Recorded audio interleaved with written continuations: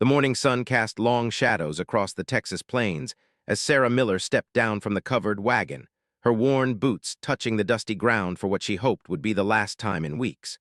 The small settlement of Cedar Creek stretched before her like a promise of civilization in the vast wilderness. After 3 months of traveling from Missouri with her younger brother Tom and their small group of settlers, she was ready to call somewhere home again. Sarah adjusted her faded blue dress and pulled her shawl tighter around her shoulders. The April air still carried the bite of winter, but there was something else in the wind today, something that made the horses restless and caused the settlement's dogs to pace nervously at the edge of town. She noticed how the men gathered in small groups, their voices low and urgent, hands never far from their rifles. "Sarah, help me with these supplies," called Tom from the back of their wagon. At 19, he was 3 years younger than her, but the journey had aged him. The boyish face she remembered from their farm back home now carried the weathered look of a man who had seen too much hardship too soon. Their parents had died of fever the previous winter, leaving them with nothing but dreams of a new life in Texas and the few possessions they could carry. As Sarah lifted a heavy sack of flour from the wagon, she caught sight of a group of riders approaching from the east. Even from a distance, she could tell they weren't settlers. They moved with a fluid grace that spoke of lives spent in the saddle, and their horses seemed to dance rather than simply run. The men in the settlement had noticed them too, and the atmosphere grew tense. "Comanche," whispered Mrs. Henderson, an older woman who had joined their wagon train in Kansas. Her face had gone pale beneath her sunbonnet. "I can tell by the way they ride." Sarah had heard the stories, of course. Everyone traveling through Texas had heard about the Comanche raids, the attacks on settlements, the captives taken. But seeing them approach in person was different.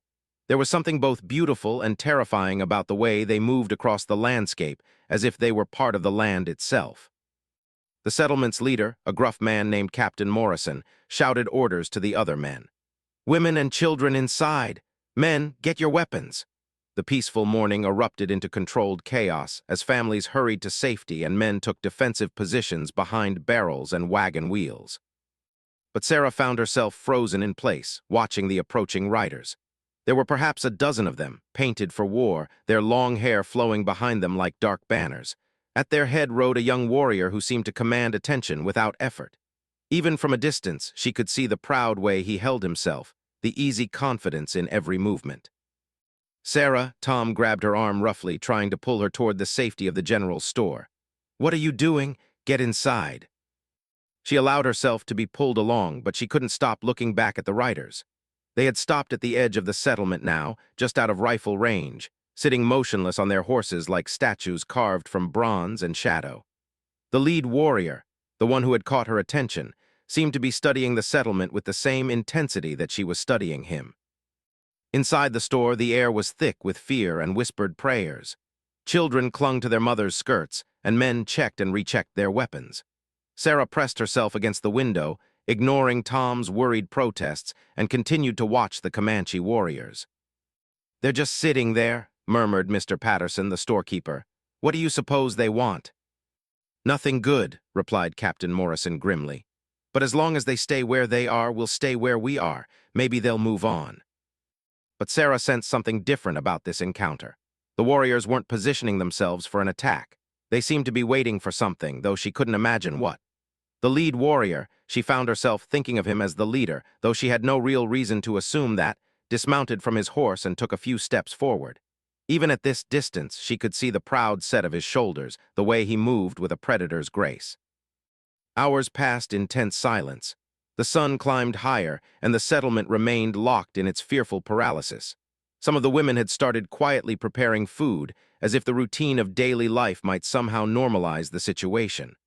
Sarah helped where she could, but her attention kept drifting back to the window. It was Tom who first noticed what was happening outside. "Sarah," he said quietly, "I think one of them is coming closer." She rushed back to the window and felt her breath catch. The lead warrior had indeed moved forward, though he was still well out of rifle range. He stood alone now, his horse ground-tied behind him, and seemed to be looking directly at the store where they were hiding, at the settlement where she stood watching him. "He's looking right at us," whispered Mrs. Henderson fearfully. But Sarah didn't think the warrior was looking at all of them. She had the strangest feeling that somehow, impossibly, he was looking specifically at her. The thought should have terrified her, but instead she felt an odd sense of recognition, as if she had been waiting for this moment without knowing it. Captain Morrison had noticed the warrior's movement as well. "He's trying to draw us out," he said grimly. "Nobody moves, nobody shoots unless I give the word." But the warrior wasn't acting aggressively. He stood completely still for long minutes, then raised one hand in what might have been a gesture of greeting or challenge. When no response came from the settlement, he turned and walked back to his horse. "They're leaving," someone said with evident relief. And indeed, the warriors were mounting up and beginning to move away. But the lead warrior paused before following his companions. For just a moment, he looked back toward the settlement, and Sarah could have sworn he was looking directly at her hiding place behind the window. Then he wheeled his horse around and rode after the others, disappearing into the vast landscape as suddenly as they had appeared. The settlement slowly began to return to normal, but Sarah found that she couldn't shake the memory of that last backward glance. There had been something in it, curiosity, perhaps, or a kind of recognition that matched her own strange feeling. She told herself she was being foolish, that fear and excitement had made her imagine things that weren't there. But that night, as she lay on her bedroll in the back room of the general store, she found herself thinking about the warrior's proud bearing, the way he had commanded attention without speaking a word. She had grown up on stories of savage Indians and brutal raids, but what she had seen today didn't match those stories. The warriors had been dangerous, yes, but there had been something almost noble about them, something that challenged everything she thought she knew about the people who called this land home. Sleep came slowly, filled with dreams of wide plains and distant riders, of dark eyes that seemed to see straight through to her soul. She woke several times, thinking she heard hoofbeats in the distance, but when she crept to the window, she saw only moonlight painting silver patterns on the empty street. The next morning brought news that would change everything. A Mexican trader named Carlos Valdez rode into town with information that sent waves of excitement and fear through the small community. He had been trading with various Comanche bands for years, he explained, and he knew something about the group that had visited the settlement. "The one you describe," he said when Captain Morrison gave him details about the lead warrior. "That sounds like White Eagle. He's young, maybe 25 winters, but already a respected war chief. His band usually stays further north, but they've been moving south because of pressure from other tribes." "Is he likely to attack?" Morrison asked bluntly. Carlos shrugged expressively. "With White Eagle, who can say? He's not like some of the others. He thinks before he acts, but he's also proud, and proud men can be unpredictable." He paused, studying the worried faces around him. "There is one thing that's strange, though. My Comanche friends tell me that White Eagle has been having visions lately, dreams of a woman with hair like sunlight who will somehow change his destiny." Sarah felt a chill run down her spine. Her hair was indeed blonde, unusual enough in this frontier settlement to draw attention, but surely it was coincidence. Surely Carlos wasn't suggesting. "Visions," Morrison scoffed. "Indian superstition." "Perhaps," Carlos agreed mildly. "But the Comanche take their visions very seriously. If White Eagle believes he has seen this woman in his dreams, he will search for her, and he will not stop until he finds her or understands what the vision means." That afternoon, as Sarah helped Mrs. Henderson with the washing, she found herself scanning the horizon constantly. Every dust devil, every moving shadow made her heart race. She told herself it was fear, but she wasn't entirely sure that was the truth. There was something else mixed in with the fear, a strange kind of anticipation that she didn't want to examine too closely. Tom noticed her distraction. "You've been jumpy all day," he said with concern. "Are you all right?" "I'm fine," she replied quickly. "Just tired from all the excitement yesterday." But she wasn't fine, and they both knew it. Something had changed during those tense hours watching the Comanche warriors. Something had awakened in her that she didn't understand and wasn't sure she wanted to. As evening approached, Sarah found herself drawn to the edge of the settlement. She told herself she was just getting some fresh air, but she knew she was really hopping for another glimpse of the riders. The rational part of her mind insisted this was foolish and dangerous. The stories of Comanche raids were real. Women were captured, never to be seen again. She should be terrified, not curious. But as she stood there in the gathering dusk, watching the first stars appear in the vast Texas sky, she couldn't deny the strange pull she felt toward the wilderness beyond the settlement's borders. It was as if part of her belonged out there in that wild country, as if the civilization she had traveled so far to find was somehow not quite enough anymore. A sound made her turn, and she gasped to see Carlos Valdez approaching on foot. The Mexican trader moved silently for such a large man, and she hadn't heard him coming. "Señorita," he said politely, touching the brim of his hat, "forgive me for startling you." "Mr. Valdez," she replied, trying to steady her voice, "I was just getting some air."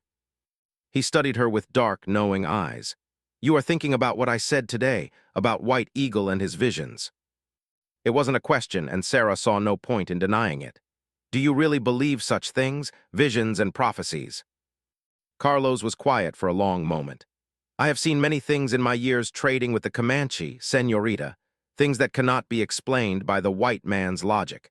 The spirits speak to those who know how to listen." "And you think this White Eagle, you think he might have seen me in these visions?" "I think," Carlos said carefully, "that the spirits work in mysterious ways, and I think that sometimes destiny calls to us in voices we do not expect." He paused, studying her face in the moonlight. "But I also think that such callings can be very dangerous. The path between two worlds is never easy to walk." With that cryptic comment, he tipped his hat again and melted back into the shadows, leaving Sarah alone with her racing thoughts and the endless star-filled sky. As she finally turned to go back inside, she thought she caught a glimpse of movement on the distant hills, a shadow that might have been a horse and rider, watching from the darkness. But when she looked again, there was nothing there but moonlight and the whisper of wind across the grass.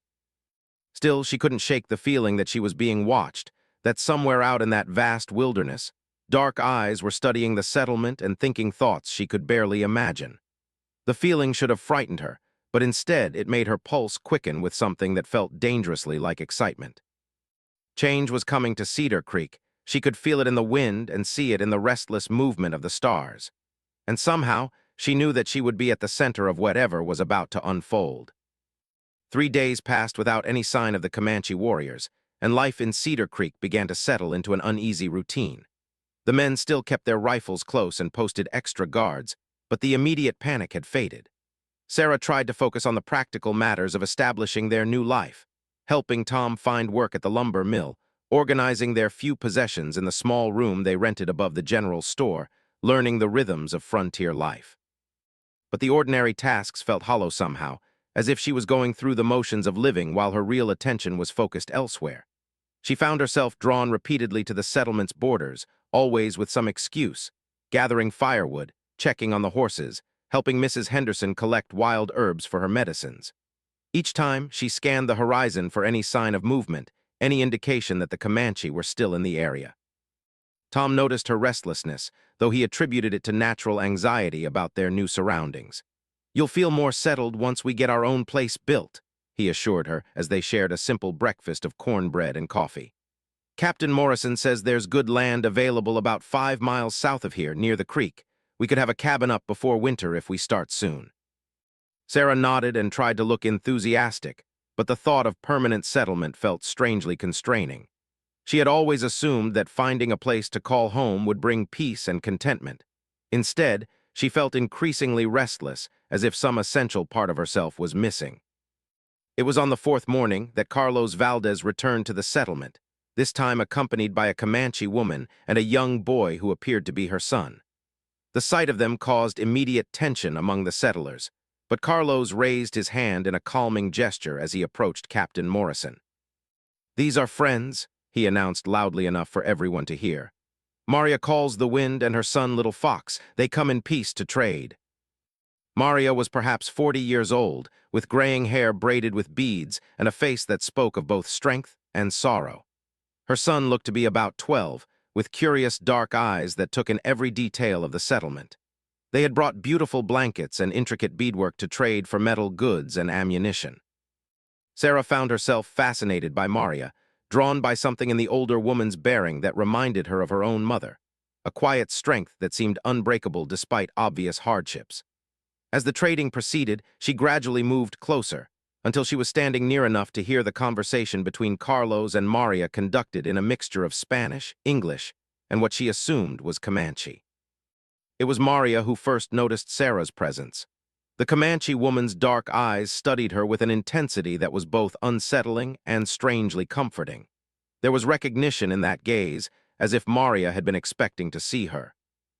You are the one, Maria said suddenly in accented but clear English. Sarah felt her cheeks flush. I'm sorry. The woman with hair like sunlight. You are the one White Eagle has seen in his dreams. The trading circle fell silent. Even Captain Morrison stopped examining the blankets he had been considering and turned to stare at Sarah. She felt as if every eye in the settlement was suddenly focused on her, and she wished desperately that she could disappear. I don't know what you mean, she managed to say, though her voice sounded unconvincing even to herself. Maria studied her for a long moment, then nodded slowly. You do know, your heart knows even if your mind resists the knowing. She gestured for Sarah to come closer. Sit, we will talk. Sarah glanced around nervously, seeing the worried faces of her fellow settlers. Tom looked particularly concerned, and she could see him starting to move toward her. But something in Maria's manner compelled her to step forward and lower herself to the ground where the Comanche woman indicated. White Eagle is my nephew, Maria said quietly, her voice intended for Sarah's ears alone. The son of my sister's heart, though not of her body. I helped raise him after his parents were killed in a cavalry raid when he was young. He is a good man, though the whites would call him savage. Why are you telling me this? Sarah whispered. Because he has been troubled for many moons by visions of a woman he has never met. A woman with hair like yours and eyes like the summer sky. In his dreams, she stands between two worlds belonging fully to neither. And in his dreams, she speaks words that change everything, though he cannot remember them when he wakes. Sarah felt a chill despite the warm morning sun. Dreams are just dreams. Among my people, dreams are messages from the spirits.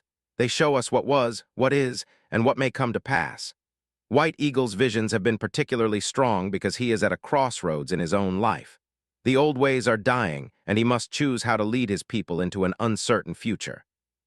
Maria reached into a leather pouch at her side and withdrew something wrapped in soft doeskin. He sent me to find you, though he does not know I have done so. He would be angry if he knew I had revealed his dreams to a stranger. Then why? Because sometimes the spirits work through the actions of old women who have learned to trust what they cannot understand. Maria unwrapped the object in her hands, revealing a small carved figure of a horse. The workmanship was exquisite, every detail lovingly rendered in what looked like ivory or bone. He made this while thinking of his visions. He has never given it to anyone, but I know it was meant for you. Sarah stared at the carving, afraid to touch it. Accepting it would feel like accepting something much larger and more dangerous than a simple gift. It would be like acknowledging the strange connection she had felt during that first encounter, the sense of recognition that had haunted her dreams.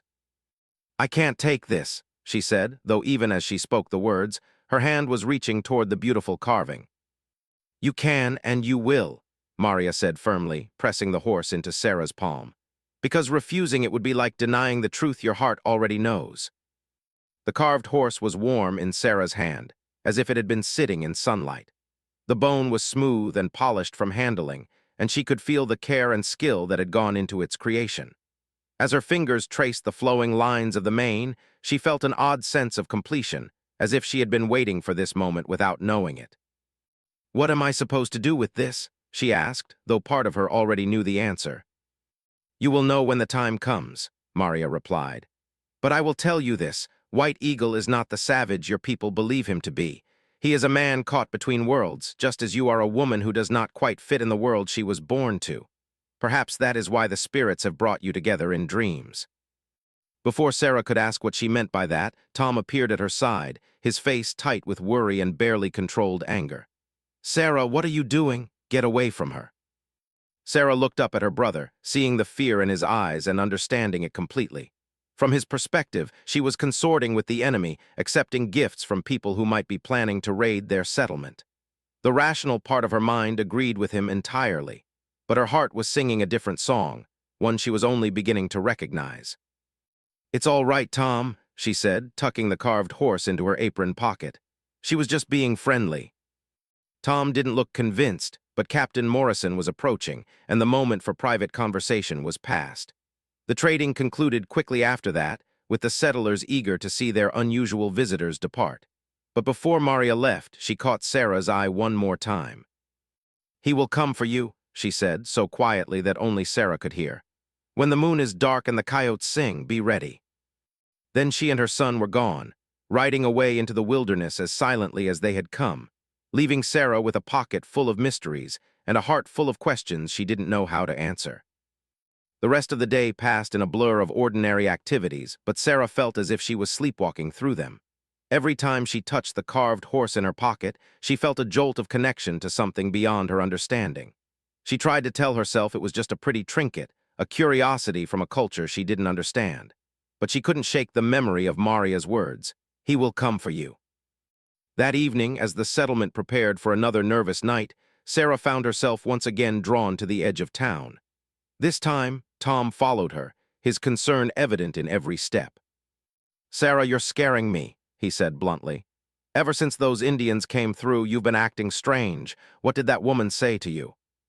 Sarah considered telling him everything, about the carved horse, about Maria's claim that she had appeared in White Eagle's visions, about the strange sense of destiny that seemed to be settling around her like a cloak. But she knew Tom wouldn't understand. He would only see danger where she was beginning to see possibility. "She was just curious about me," Sarah said instead. "About my hair, I think she said it was unusual." Tom studied her face in the fading light, clearly not believing her explanation but unable to pinpoint exactly what she was hiding. "Promise me you'll be careful," he said finally. "I've already lost our parents. I can't lose you too." "You won't lose me," Sarah replied, though even as she said the words, she wondered if they were true. Something was changing in her, something fundamental and irreversible. The woman who had stepped down from that wagon just days ago already felt like a stranger. That night, Sarah lay awake listening to the sounds of the frontier, the call of night birds, the distant howl of coyotes, the whisper of wind through the grass. The carved horse lay warm in her palm, and she found herself thinking about the man who had made it. What kind of person could create something so beautiful while living the harsh life of a warrior? What thoughts had occupied his mind as he carved each careful detail? Sometime in the deep of night, she must have drifted off because she found herself dreaming. In the dream, she was standing in a vast meadow filled with wildflowers, the sky above her the deep blue of summer evening. A horse approached from the distance, moving with the flowing grace she had observed in the Comanche riders. Its rider sat straight and proud, his long dark hair streaming behind him like a banner. Even in the dream, she knew it was White Eagle, though she had never seen his face clearly. As he drew closer, she could make out strong features marked by both gentleness and determination. His eyes held the depth of someone who had seen both great beauty and terrible sorrow, and when he looked at her, she felt as if he could see straight through to her soul. He dismounted and walked toward her, moving with the fluid grace of someone completely at home in his own body. When he was close enough to touch, he stopped and studied her face with an intensity that should have been frightening but somehow wasn't. "You are real," he said in English that carried only a slight accent. His voice was deep and warm, like distant thunder. "So are you," she replied, though she wasn't entirely sure that was true. Dreams had their own reality, after all. He smiled then, an expression that transformed his entire face. "I have been searching for you in my dreams for many moons. I thought perhaps the spirits were testing me, showing me what I could never have." "What do you want from me?" she asked, though she thought she was beginning to understand. "I want to know who you are," he said simply. "I want to understand why you call to me across the barriers between our worlds. I want to know what words you will speak that will change everything."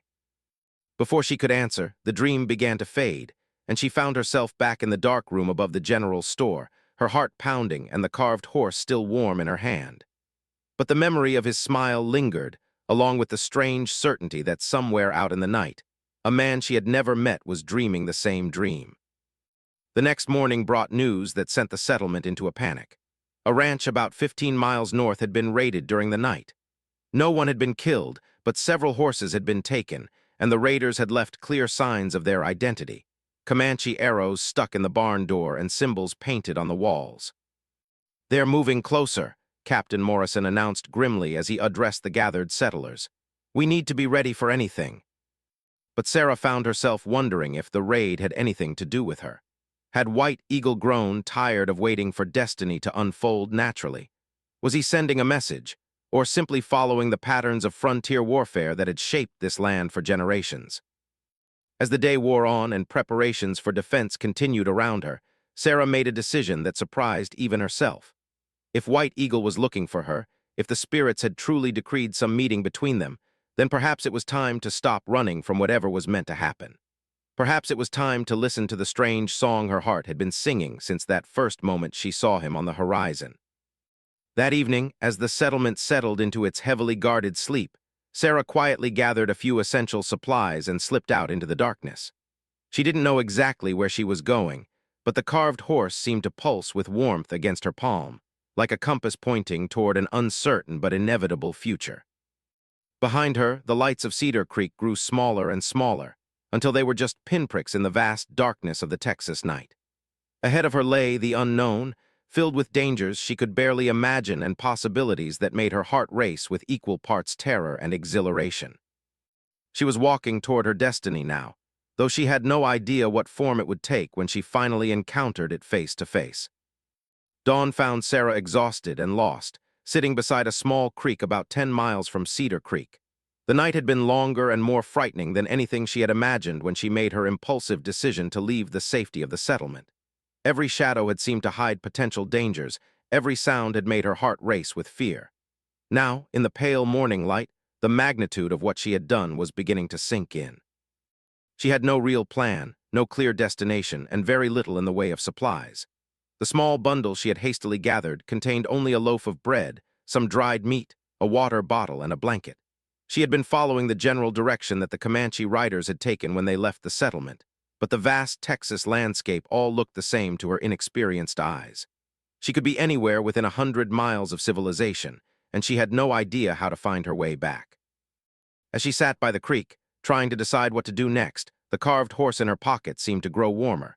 She pulled it out and studied it in the morning light, noting details she had missed in the darkness of the previous evening.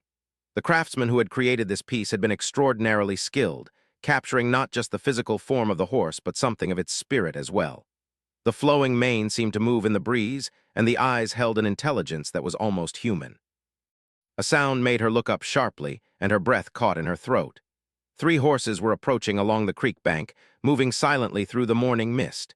Even at a distance, she could tell these were not settlers' horses. They moved with the same fluid grace she had observed before, and their riders sat with the easy confidence of people born to the saddle. Her first instinct was to hide, but there was nowhere to go. The creek bank was open country, with only a few scattered trees for cover, and the riders had clearly already spotted her. She stood slowly, trying to appear calm despite the terror racing through her veins, and faced the approaching horsemen. As they drew closer, she could make out more details. All 3 were young men, probably in their 20s, with the distinctive braided hair and painted faces of Comanche warriors. They were armed with bows and lances, and their horses were decorated with feathers and symbols she didn't understand. But what struck her most was their expression of surprise. They had not been expecting to find a lone white woman sitting by a creek in the middle of nowhere. The lead rider dismounted when they were about 20 feet away, his hand resting casually on the knife at his belt.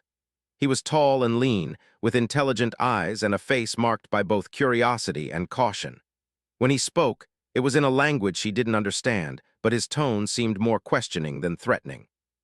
Sarah stood perfectly still, unsure whether any movement might be interpreted as aggression.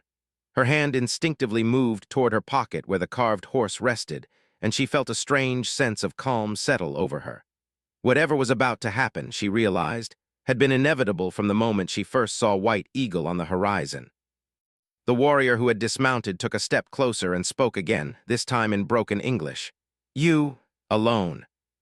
Sarah nodded, not trusting her voice to remain steady. "From settlement," he continued, gesturing in the direction of Cedar Creek. Again she nodded, wondering if she should try to explain what she was doing here. How could she possibly make him understand that she had come looking for someone she had never met, guided by dreams and visions, and the advice of a Comanche woman who might have been sent by the spirits themselves? The warrior turned to his companions and spoke rapidly in their own language. Sarah caught what sounded like the name White Eagle several times, and she saw one of the other men nod and point toward a ridge line in the distance. Her pulse quickened. They knew where he was. The leader turned back to her, studying her face with an intensity that made her feel transparent. "You are the one," he said suddenly, and she heard an echo of Maria's words from the settlement. "Hair like sunlight." "I think so," Sarah replied, surprised by the steadiness of her own voice. The warrior stepped closer, close enough that she could see the intricate beadwork on his shirt and smell the distinctive scent of leather and smoke and sage that seemed to cling to him. "Why do you come?" It was the question she had been asking herself all night, and she still didn't have a clear answer. How could she explain the compulsion that had driven her from safety into the unknown? How could she describe the sense of destiny that had been growing stronger with each passing day since that first encounter? "I had to," she said simply, knowing it was inadequate but also knowing it was the only truth she had to offer. The warrior studied her for a long moment, then turned and spoke to his companions. One of them rode off immediately, heading toward the ridge line at a gallop. The other dismounted and began tending to the horses, as if they were settling in to wait for something. "White Eagle comes," the leader told her. "You wait." And so Sarah found herself sitting by the creek again, but this time with two Comanche warriors for company. They didn't speak much, but they didn't seem hostile either. The one who had spoken English introduced himself as Running Bear and explained that he and his companion, Spotted Wolf, were part of White Eagle's band.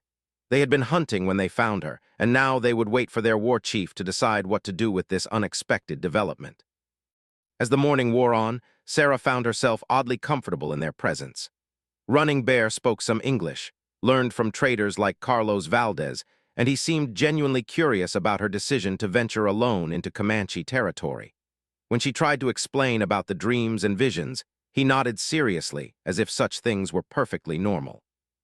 "Among our people," he told her, "dreams are sacred messages. When a warrior dreams of someone 3 times, he must seek them out. When a woman appears in visions, she has been sent by the spirits for a purpose." He studied her thoughtfully. "White Eagle has dreamed of you many times, more than 3. The elders say this means your destinies are bound together." "But I'm not Comanche," Sarah protested.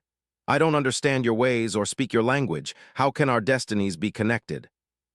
Running Bear smiled, an expression that made him look much younger than his warrior's bearing suggested. "The spirits do not care about the color of skin or the language of birth. They see only the heart, and sometimes they use the mixing of different peoples to create something new, something that neither could achieve alone." Before Sarah could ask what he meant by that, Spotted Wolf pointed toward the ridge line and spoke urgently in Comanche. Running Bear looked where his companion was pointing and nodded. "He comes," Running Bear said simply. Sarah followed their gaze and saw a lone rider approaching from the distance. Even at this distance, she could tell it was White Eagle. There was something about the way he sat his horse, the proud bearing she had noticed during that first encounter at the settlement. As he drew closer, her heart began to race, and she found herself both eager and terrified to finally meet the man who had been haunting her dreams. White Eagle rode directly toward their small group by the creek, but he stopped about 50 feet away and dismounted. Sarah could see him clearly now for the first time, and she felt a jolt of recognition that went deeper than simple memory. He was exactly as he had appeared in her dreams, tall and strong, with a face that managed to be both gentle and fierce. His dark hair hung loose past his shoulders, and he wore simple leather clothing decorated with intricate beadwork and feathers. But it was his eyes that captured her attention. They were dark and deep, holding an intelligence and intensity that seemed to look right through to her soul. When he looked at her, she felt the same shock of recognition she had experienced in her dreams, as if they had known each other for years instead of meeting for the first time. White Eagle spoke briefly to Running Bear and Spotted Wolf, then approached Sarah alone. He moved with the fluid grace of a natural predator, but there was nothing threatening in his manner. Instead, he seemed almost uncertain, as if he too was struggling to understand what was happening between them. When he was close enough to speak without raising his voice, he stopped and studied her face intently. "You are the woman from my visions," he said in English that was accented but clear. "And your White Eagle," she replied, wondering why her voice sounded so calm when her heart was racing like a runaway horse. He nodded slowly.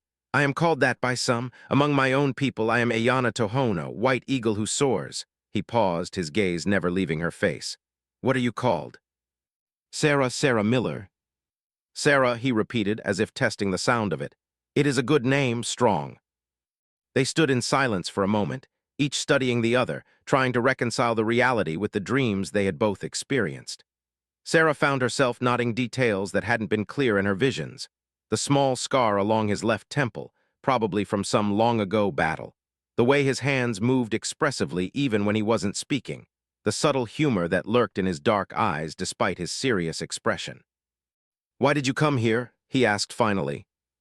It was the same question Running Bear had posed, but coming from White Eagle, it carried a different weight.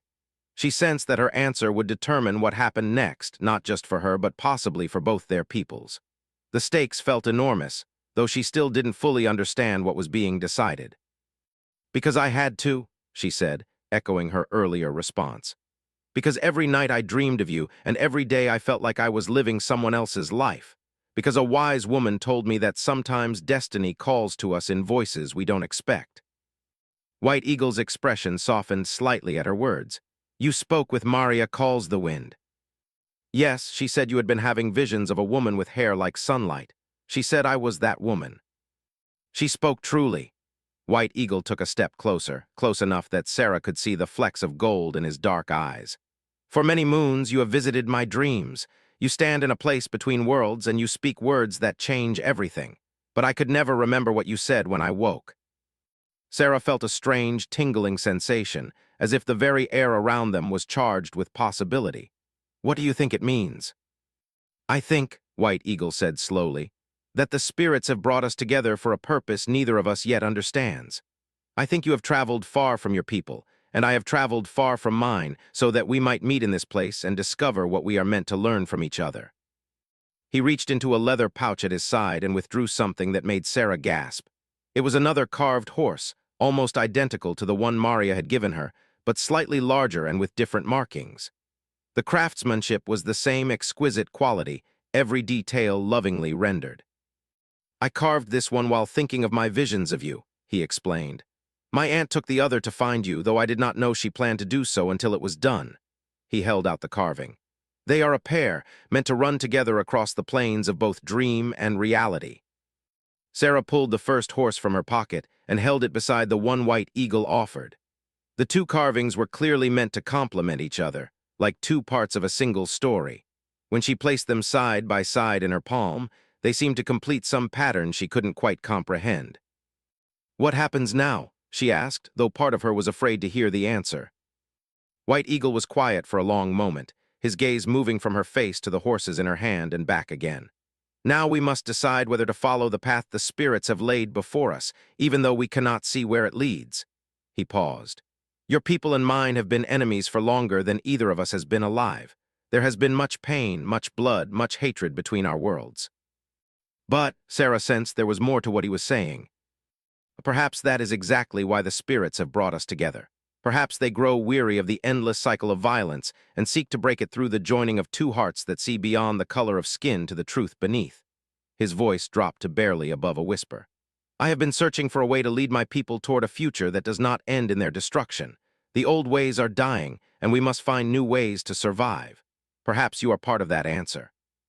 Sarah felt the weight of his words settling around her like a cloak. She was just one person, a woman with no special powers or knowledge. How could she possibly be the key to ending generations of conflict between two peoples who seemed destined to destroy each other? But as she looked into White Eagle's eyes, she began to understand something that had been eluding her. This wasn't about her specifically, or even about him. It was about the possibility that two people from different worlds could find common ground, could see past the barriers that others insisted were insurmountable. It was about the chance that love and understanding might prove stronger than fear and hatred. "I don't know how to be what you need me to be," she said honestly. "Nor do I," White Eagle admitted. "But perhaps that is where we must start, with honesty about what we do not know and courage to discover what we might become together." He extended his hand toward her, palm up, and Sarah understood that this was a moment of choice. She could place her hand in his and step into an uncertain future that might lead anywhere, or she could step back and try to return to the safety of her old life. But even as she considered the alternatives, she knew the choice had already been made. It had been made in her dreams, in the moment she first saw him on the horizon, in the instant she felt the carved horse warm in her palm. She reached out and placed her hand in his, feeling the strength and warmth of his fingers as they closed gently around hers. The moment their skin touched, she felt a jolt of connection that seemed to run through her entire body, as if some circuit had been completed that had been waiting all her life to be closed. "What happens now?" she asked again, but this time she wasn't afraid of the answer. White Eagle smiled, and Sarah felt her heart skip a beat at the transformation it brought to his face. "Now we begin to discover what the spirits have in store for us," he said, "and we see if two people from different worlds can build a bridge strong enough to span the chasm between them." White Eagle led Sarah to his camp, a temporary arrangement of buffalo hide shelters nestled in a protected valley about 5 miles from where they had met. As they approached, Sarah felt her nervousness returning. Meeting White Eagle alone by the creek had been intense but manageable. Now she was about to enter a Comanche camp, surrounded by people who had every reason to view her as an enemy. But White Eagle seemed to understand her apprehension. "My people are curious, not hostile," he assured her as they rode double on his horse, her arms wrapped around his waist for balance. "They know of my visions and they trust my judgment, but they will need time to understand what your presence means." The camp consisted of about 20 lodges, arranged in a loose circle around a central area where cooking fires sent thin streams of smoke into the clear sky. Women moved between the fires, tending to meals and children, while men worked on weapons and horse gear. The activities looked remarkably normal to Sarah, not much different from what she might have seen in any frontier community, except for the obvious differences in dress and housing. As they entered the camp, conversations gradually stopped, and faces turned toward them with expressions of curiosity and surprise. Sarah felt dozens of dark eyes studying her, taking in her blonde hair and pale skin, her settler's dress and obvious nervousness. She held tighter to the carved horses in her pocket, drawing strength from their smooth warmth. White Eagle dismounted first, then helped Sarah down from the horse. She was grateful for his steadying hand, as her legs felt unsteady after the long ride and the emotional intensity of the morning's encounters. A group of older men approached, their faces serious but not unfriendly. The eldest of them, a man with gray-streaked hair and deeply lined features, spoke to White Eagle in rapid Comanche. Sarah caught what sounded like questions in his tone, and she saw White Eagle respond with patient explanations. Several times, the old man's gaze moved to her, studying her face as if trying to solve some puzzle. "This is Bear Who Walks," White Eagle told her when the conversation paused. "He is one of our most respected elders, and he has been my advisor since I became war chief. He says the spirits have been restless lately, sending many signs and omens. He believes your arrival is connected to these disturbances in the spirit world." Bear Who Walks stepped closer to Sarah and spoke directly to her in halting English. "You dream of us." Sarah nodded, unsure how much to reveal, but sensing that honesty was essential. "Yes, of him," she gestured toward White Eagle, "and of riding across wide plains under a sky full of stars." The old man's weathered face creased in what might have been a smile. He turned back to White Eagle and spoke again in Comanche, his tone more animated now. Other members of the band had gathered around them, including several women who studied Sarah with particular interest. One of them, a woman perhaps 10 years older than Sarah with graying hair and intelligent eyes, stepped forward and addressed White Eagle.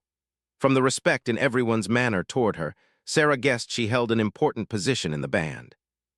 "This is Evening Star," White Eagle explained. "She is my adopted mother, the woman who raised me after my blood parents died. She is also a medicine woman, skilled in the interpretation of dreams and visions." Evening Star approached Sarah with measured steps, her gaze never leaving Sarah's face. When she was close enough, she reached out and gently touched Sarah's blonde hair, speaking softly in Comanche. There was something almost reverent in her manner, as if she was confirming something she had expected to find. "She says your hair holds the light of the sun's spirit," White Eagle translated, "and your eyes hold the depth of the sky spirit. She believes you have been sent to us for a great purpose, though that purpose is not yet clear." Evening Star spoke again, this time addressing White Eagle directly. Her tone was urgent, almost commanding, and Sarah saw him frown slightly as he listened. "What is she saying?" Sarah asked. White Eagle hesitated before answering. "She says you must participate in a vision quest, a sacred ceremony that will reveal the true nature of your connection to our people. It is not something undertaken lightly, and it can be dangerous for one not born to our ways." "Dangerous how?" "The vision quest requires fasting and meditation in isolation, often for several days. Participants sometimes see things that are difficult to bear, and occasionally those who are not spiritually prepared do not return unchanged." He studied her face carefully. "You do not have to do this, Sarah. We can find other ways to understand what the spirits intend." But even as he spoke, Sarah felt a strange certainty settling over her. She had come this far by following instincts she didn't fully understand, trusting in forces beyond her comprehension. To turn back now would feel like betraying something essential about herself. "I'll do it," she said, and was surprised by the firmness in her own voice. Evening Star must have understood enough English to follow the conversation, because she nodded approvingly and immediately began issuing instructions to the other women. Sarah found herself swept up in a flurry of preparations that she didn't fully comprehend but trusted were necessary. They gave her different clothes to wear: a soft dress made from deer hide and decorated with intricate beadwork, moccasins that were far more comfortable than her worn boots, and a blanket woven with symbols she didn't recognize but somehow found comforting. The transformation was remarkable. When she caught sight of herself reflected in the still water of a nearby stream, she barely recognized the woman looking back at her. White Eagle found her there as evening approached, standing by the water and contemplating her reflection. "You look like you belong here," he said softly. "I feel like I do," Sarah admitted, and realized it was true. Despite the strangeness of everything around her, despite the language barriers and cultural differences, she felt more at home in this Comanche camp than she ever had in Cedar Creek. "The vision quest will begin at dawn," White Eagle told her. "Evening Star will guide you to a sacred place in the hills, and you will remain there until the spirits send you the visions you need to see. I will not be able to help you during this time. You must rely on your own strength and the guidance of the spirits." Sarah turned away from the water to face him. "Will you tell me about your visions, the ones you've been having about me?" White Eagle was quiet for a moment, gazing out across the darkening landscape. "In my dreams, I see you standing between two armies, one of white soldiers, one of Comanche warriors. Both sides are preparing for battle, weapons raised, hatred burning in their eyes. And then you step forward and speak words that I cannot remember when I wake. But whatever you say stops the battle. The weapons are lowered and enemies become brothers." "That seems impossible," Sarah said quietly. "Many things seem impossible until they happen," White Eagle replied. "The spirits work through impossible things. They take what is and transform it into what should be." He paused, then asked, "What do you see in your dreams of me?" Sarah thought back to the visions that had been haunting her sleep. "I see you teaching children, not just Comanche children, but white children too. I see you speaking to great gatherings of people, helping them understand each other. I see you as a bridge builder, someone who helps his people find a way to survive in a changing world without losing who they are." "And do you see yourself in these visions?" "Sometimes, I see myself standing beside you, translating not just languages but ways of thinking, helping people from different worlds find common ground." She smiled slightly. "It sounds presumptuous when I say it out loud." "It sounds like destiny," White Eagle said simply. That night, Sarah slept fitfully in Evening Star's lodge, her dreams filled with swirling images of horses and eagles, of vast plains under starlit skies, of faces both familiar and strange, speaking in languages she understood in her heart, even when her mind couldn't translate the words. She woke several times to find Evening Star watching over her, the older woman's presence somehow comforting in the strangeness of her new surroundings. Dawn came clear and cold, and Sarah found herself being prepared for the vision quest with a ceremony she didn't fully understand, but found deeply moving.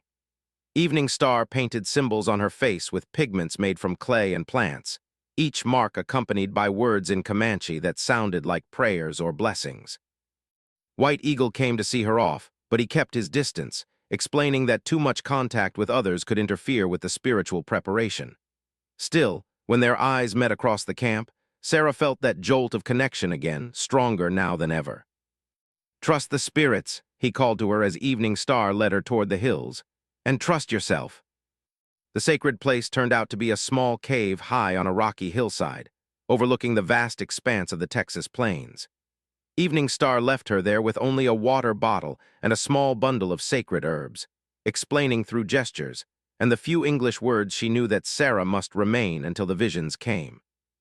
As the older woman's footsteps faded away down the hillside, Sarah found herself alone with the sky and the wind and her own racing thoughts. The silence was profound, broken only by the call of birds and the whisper of air through stone. She had never been so completely alone in her life, and the isolation was both terrifying and liberating. She spent the first day simply sitting at the mouth of the cave, watching the play of light and shadow across the landscape below.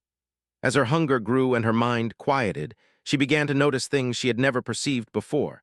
The way the grass moved in patterns like water, the subtle changes in the quality of light as clouds passed overhead, the complex symphony of sounds that made up what she had previously thought of as silence.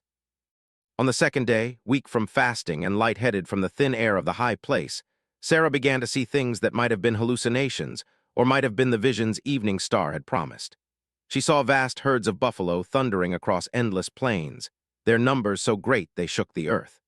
She saw Comanche warriors riding among them with a grace and skill that seemed almost supernatural. But she also saw the buffalo disappearing, hunted to near extinction by white-hide hunters who took only the skins and left the meat to rot. She saw the Comanche forced onto reservations, their children taken away to distant schools where they were forbidden to speak their own language or practice their own customs. She saw a proud and free people slowly dying in captivity, their spirits broken by the loss of everything that had given their lives meaning. The visions were heartbreaking in their clarity, but they were also instructive. Sarah began to understand that what was happening between the Comanche and the white settlers was part of a much larger pattern, a collision between two completely different ways of life that seemed destined to end in the destruction of one or both. On the third day, as hunger and thirst and exhaustion took their toll, the visions became more personal. She saw herself as a child, playing in the woods behind her family's farm in Missouri, always feeling slightly out of place among her own people.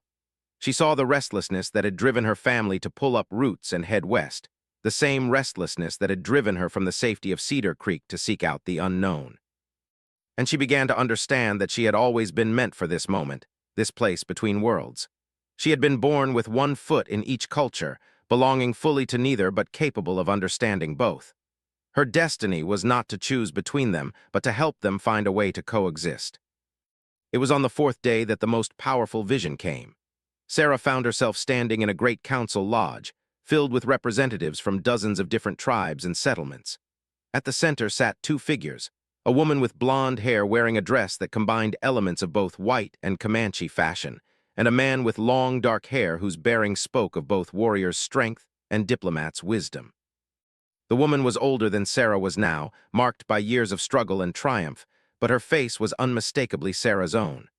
The man was White Eagle, also aged but still strong, still proud. Together they were mediating some great dispute, helping people who had been enemies find common ground and mutual understanding. But it was what the vision Sarah said that made the real Sarah gasp with recognition. The words came not in English or Comanche, but in some language of the heart that transcended cultural boundaries. They spoke of the sacred nature of all life, of the need to share the land rather than fight over it, of the possibility that different peoples could maintain their unique identities while still living in peace. When the vision faded, Sarah found herself back in the cave, weak and disoriented, but filled with a clarity she had never experienced before.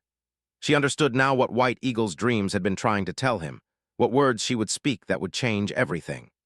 They weren't words in any specific language, but truths that could be expressed in any tongue, principles that could bridge any divide if people were willing to listen with their hearts instead of their fears. As the sun set on her fourth day on the hillside, Sarah heard footsteps approaching. Evening Star was returning, probably to check on her condition and possibly to bring her back to the camp. But Sarah no longer needed to remain in isolation. The spirits had shown her what she needed to see, and now it was time to begin the work of making those visions reality. When Evening Star appeared at the mouth of the cave, she took one look at Sarah's face and nodded with satisfaction. The visions had come, and they had transformed the young woman who had entered the sacred space. What walked out was someone new, still Sarah Miller from Missouri, but also something more. Someone who belonged neither fully to the white world nor the Comanche world, but to the space between them where new possibilities could take root and grow. The journey back to camp passed in contemplative silence, but Sarah knew that the real journey was just beginning. Tomorrow she would have to find a way to share what she had learned, to convince two peoples locked in ancient enmity that there was another way forward. It seemed an impossible task, but she had learned something important during her time alone with the spirits. Sometimes the impossible was exactly what the world needed most. Ara's return to the Comanche camp created a stir that she could feel before she even saw the lodges. Word of her vision quest had spread, and people emerged from their daily activities to watch as she walked beside Evening Star through the circle of dwellings. There was something different in their expressions now, less curiosity and more respect, as if her 4 days alone with the spirits had marked her as someone to be taken seriously. White Eagle was waiting near the central fire, and when their eyes met, Sarah saw that he immediately recognized the change in her. The woman who had left 4 days ago had been searching for answers. The one who returned had found them, and the knowledge sat on her shoulders like a mantle of responsibility. He approached slowly, respectfully, as if she had indeed been transformed into something sacred during her time in the hills. "The spirits spoke to you," he said. It wasn't a question. "They showed me many things," Sarah replied, her voice carrying a new depth of certainty. "Things about the past, the present, and what could be the future if we have the courage to make it so." Evening Star spoke rapidly to White Eagle in Comanche, and Sarah caught enough of the conversation to understand that the medicine woman was describing the signs she had observed. How the sacred herbs had burned in patterns suggesting great spiritual activity. How the eagles had circled the hillside for hours on the second day. How the very air around the cave had seemed to shimmer with unseen presences. "Tell me what you saw," White Eagle said, and Sarah could hear the weight of leadership in his voice. He was asking not just as the man from her dreams, but as the war chief who would have to make decisions based on her revelations. Sarah looked around the circle of faces watching her. Men, women, children, all waiting to hear what the spirits had revealed to the strange white woman who had walked into their lives. The responsibility felt enormous, but she drew strength from the carved horses in her pocket and the memory of the visions that still burned bright in her mind. "I saw the buffalo disappearing," she began, speaking slowly so that those who understood some English could follow her words. "I saw your people forced to live in places where their spirits cannot soar free.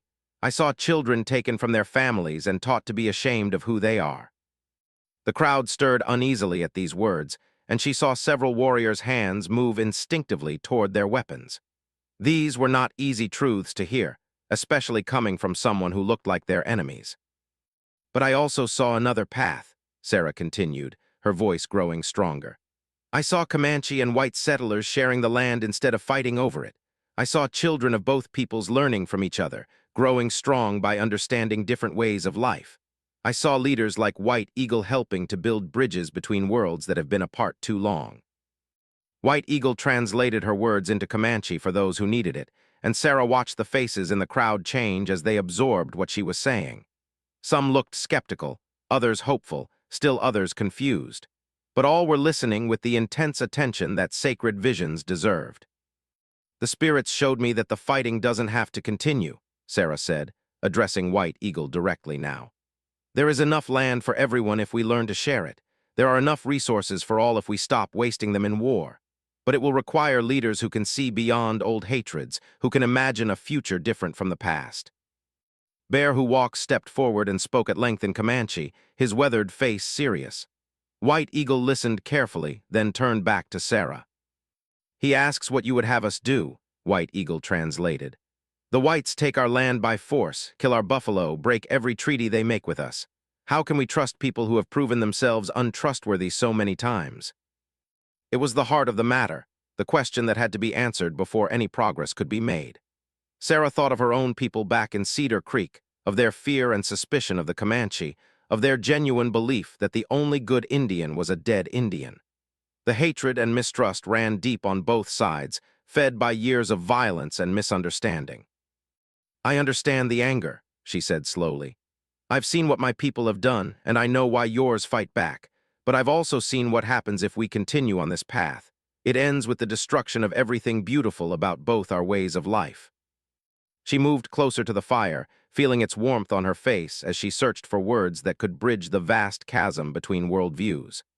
"The spirits showed me that I'm meant to be a translator, not just of languages, but of hearts and minds, to help each side see the humanity in the other." Evening Star spoke suddenly, her voice carrying the authority of a medicine woman. White Eagle translated. "She says the spirits have marked you as a bridge walker, one who can move safely between worlds that others cannot cross. But she also says that bridge walkers often sacrifice their own happiness for the good of others. Are you prepared for that price?" Sarah thought of the life she had left behind in Cedar Creek, of the simple dreams she had once cherished of marriage and family, and a quiet farm somewhere safe. All of that seemed like someone else's life now, important but no longer central to who she was becoming. "I'm prepared," she said simply. White Eagle studied her face for a long moment, and she could see him weighing her words against his own visions, his own understanding of what the spirits required. Finally, he nodded and spoke to the assembled band. "I have decided," he announced in English, then repeated it in Comanche. "We will test the path the spirits have shown us. Sarah will return to her people and speak to them of what she has learned. I will speak to the Council of Chiefs about the possibility of a different kind of relationship with the whites. If both sides are willing to listen, we will arrange a meeting, a great council where enemies might become brothers." The crowd erupted in discussion, some voices raised in support, others in protest. Change was never easy, especially when it meant abandoning strategies that had defined a people's identity for generations. But Sarah could see that White Eagle's word carried great weight, and gradually the voices of opposition began to quiet. Over the following days, detailed plans were made. Sarah would return to Cedar Creek with Running Bear and Spotted Wolf as escorts, carrying messages and gifts that would demonstrate peaceful intentions. She would speak to Captain Morrison and the other settlement leaders, sharing her visions and proposing a formal council between representatives of both peoples. The night before her departure, White Eagle found her sitting beside the stream where she had first seen her reflection in Comanche dress. The borrowed clothes would be returned before she left, but she had been allowed to keep the moccasins and a beautifully beaded headband that Evening Star insisted belonged to her now. "Are you ready for this?" he asked, settling beside her on the grassy bank. "I don't think anyone could be ready for something like this," Sarah admitted, "but I'm willing to try." They sat in comfortable silence for a while, listening to the gentle murmur of the water and the distant sounds of the camp settling down for the night. Finally, White Eagle spoke again. "In my visions, you speak words that change everything," he said quietly. "Do you know what those words are yet?"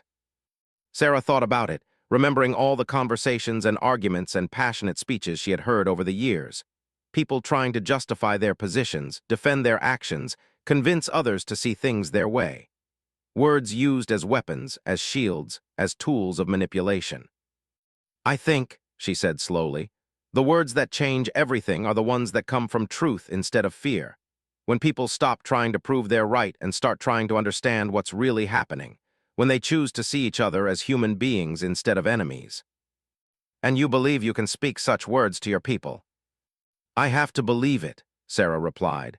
"Because if we can't find a way to make peace, then everything the spirits showed me was just a beautiful dream that will die with us."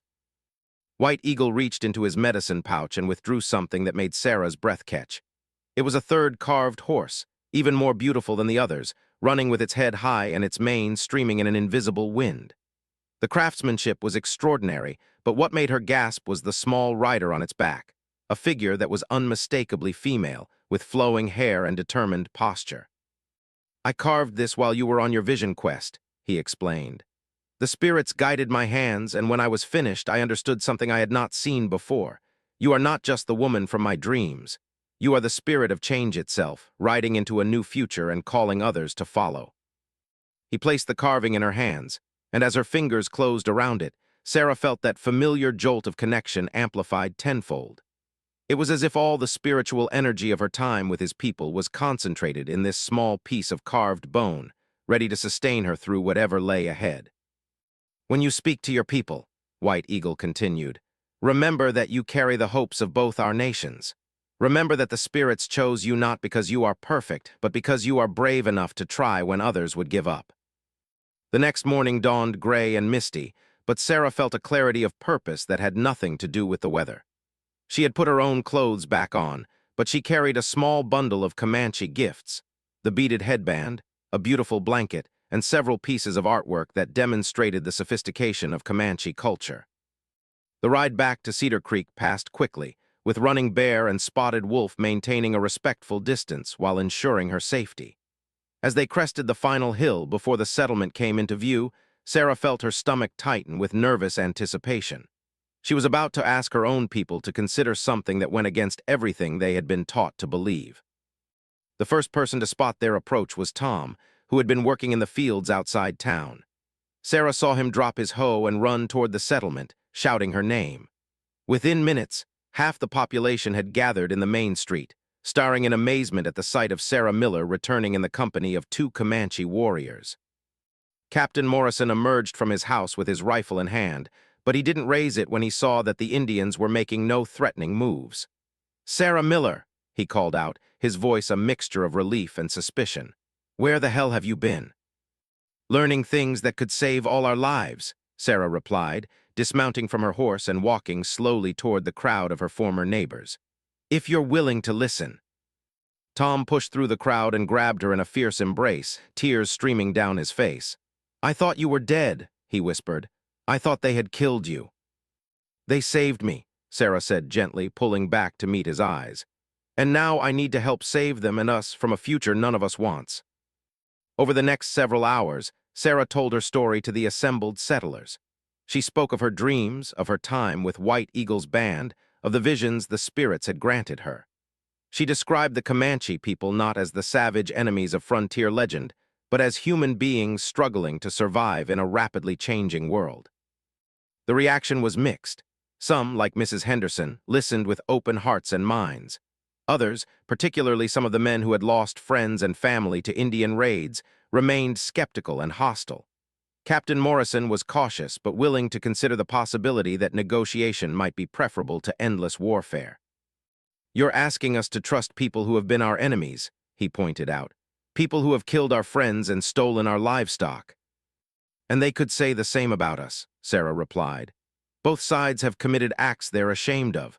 Both sides have lost people they loved, but continuing the cycle won't bring back the dead, it will only create more graves." The debate continued through the day and into the evening, with passionate arguments on both sides. But gradually, Sarah began to see minds changing, hearts opening to possibilities that had seemed impossible just hours before. Her words weren't magic, but they carried the weight of truth and the authority of someone who had risked everything to find answers.